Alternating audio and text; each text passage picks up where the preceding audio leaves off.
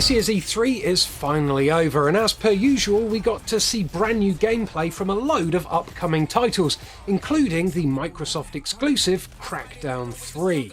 Now, the original Crackdown launched on the Xbox 360 just over 10 years ago, and it received rave reviews, including an impressive 9 out of 10 from us here at Eurogamer. Reads like an essential.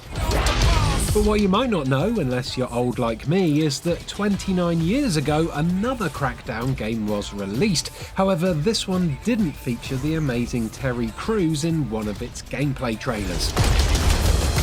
Oh yeah! Welcome to the agency! Crackdown, or Crackdown to give it its official title, is a top-down shooter from Sega that released into the arcades in 1989, before being ported to home computers and consoles a year later. In Crackdown, up to 2 players must work together to take down a twisted scientist named Dr. Oscar K. This white coat gone turncoat has been messing around with genetics in his secret research facility and has managed to create an army of evil replicants. Evil replicants that want nothing more than to wipe humanity off the face of the earth.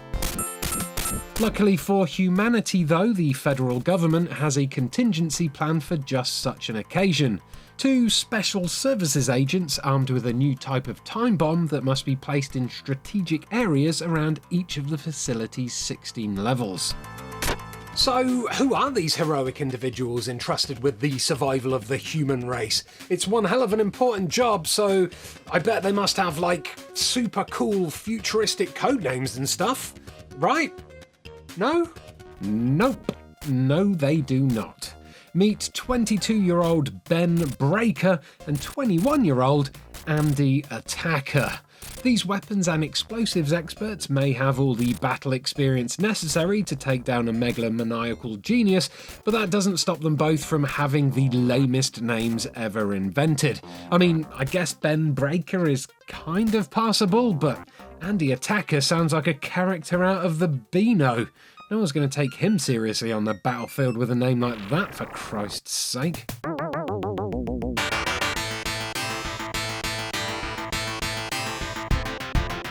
A couple of incredibly derpy names aren't the only strange things about the 1989 release of Crackdown though. Its gameplay and the way it's presented are both rather unique, to say the least. So the first thing you'll probably notice about Crackdown is how small the play area is in comparison to the size of the screen. This is the arcade version, and as you can see, almost a third of the screen is taken up by the mini-map. The rest of the screen is divided in 2, one half for each player. It's a novel approach to a 2-player setup, but it does mean that if only one person is playing, a huge amount of the screen becomes wasted space. This is the same for every other version of Crackdown except for the Sega Mega Drive port, which uses that empty space to display stats for the different enemy types on each level. Remember those time bombs I mentioned earlier? Well, marked by X's on the minimap are the locations of where you need to place them, preferably before the time limit runs out and they explode in your pocket. Make your way to one of those locations, and in the arcade version you'll trigger a lovely little animation of the bomb being placed, with each bomb displaying the remaining time left before detonation. Drop off all the bombs and reach the exit within the time limit and you'll move on to the next level.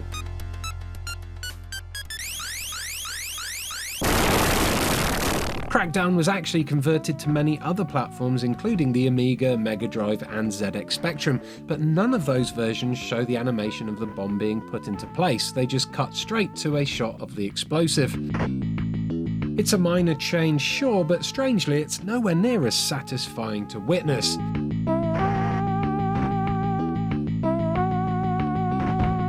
Another innovative gameplay addition and a lovely example of early cover mechanics in a retro video game is the way your character can hug walls to avoid gunfire.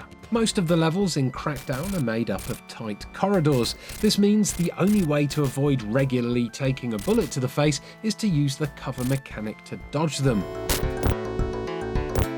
It's a simple addition, leaning against walls and then popping out to return fire, but as it's not often seen in video games of the time, it gives the game a much more tactical feel compared to other top-down shooters of the era, like, say, Gauntlet or Into the Eagle's Nest.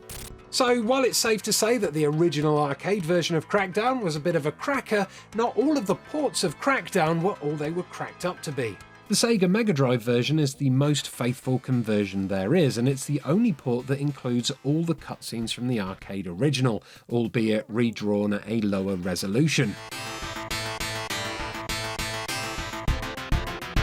Due to these pixel limitations, the in-game sprites are nowhere near as detailed as they are on the arcade original, but still the levels are pretty much identical and the Mega Drive port recreates the super colourful and imaginative designs quite faithfully.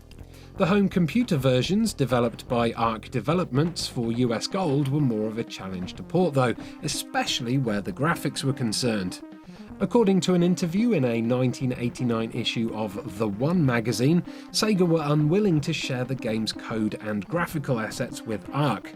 Since there was no pause button for the arcade machine, that meant the artist at the time, Paul Walker, was forced to watch the screen and draw directly from that into D-Paint 3, which was hardly an easy job considering the sheer quantity of sprites present in the game. Still, the hard work paid off and most versions came out rather well, except for maybe the Amiga version, which, thanks to a mastering error on most copies, had a fatal bug in the code that caused the final level to crash. Gameplay-wise, the Spectrum version fares the worst of all though. With such a limited amount of memory available, pulling off a game as complex as Crackdown meant that a few sacrifices had to be made, including using only 2 colours on the actual play area and the removal of most of the enemy types. Crackdown on the Spectrum was also the only version of Crackdown that required you to load every level individually. It's a bit of a pain in the arse, but as each level only uses 8K of memory, the load times are thankfully fairly short. Because Crackdown was converted to loads of different systems across multiple regions around the world, there's some pretty crazy differences in all the game's box art. The flyer for the original Japanese arcade version of Crackdown, for instance, shows Ben and Andy looking rather moody in front of a big red X. For some reason, Andy is holding what looks like a big fuck-off pencil, although the image on the bottom right suggests that it might actually be a rocket launcher, which is a shame because I really like the idea of Andy legging it around each level with a giant pencil tagging massive X's on the floor to piss off the cleaners. For the Mega Drive port, there were 3 different covers for each region. The Japanese cover here completely changes the look of Ben and Andy, turning them into insanely muscly anime men with grey hair and armour to match, while the European version plumps for this intense image of our heroes posing like tough guys in front of an explosion, while the head of Dr. K scowls behind them. Both of those look like priceless works of art compared to the American Genesis version though, which seems to be drawn in crayon by someone who's never seen a human body before. I mean, just look how tiny Ben's weird squinty head is compared to his massive fucked up fingers there. It's shocking.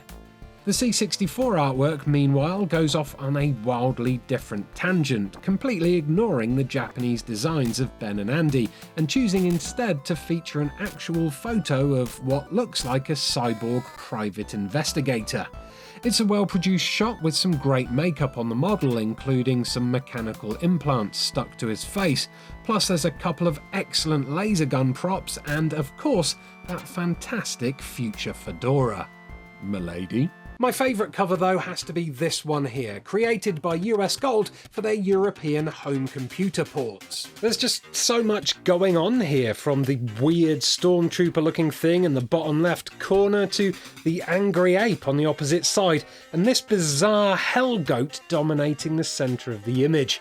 Those are strange enough, but I just can't take my eyes off the facial expressions of Ben and Andy. God knows who's who, but this guy here looks like he's just stood barefoot on an upturned plug, and this guy looks like he's trying to squeeze out a really dry and quite possibly very sharp poo. It's just incredible. I wish I could get it poster sized so I could stick it up on my office wall. Just in case you were wondering, that Hellgoat doesn't actually appear in the home computer versions of Crackdown at all, so having it front and centre on a box art like that is just one big old lie. To see Hellgoat in all its glory, you'll need to complete either the Mega Drive or the arcade version. Old Goatface appears, half-built and strapped to a table after the players have defeated Dr. K, but you don't have to fight it or anything, it just gets blown up in one final cutscene before the credits roll.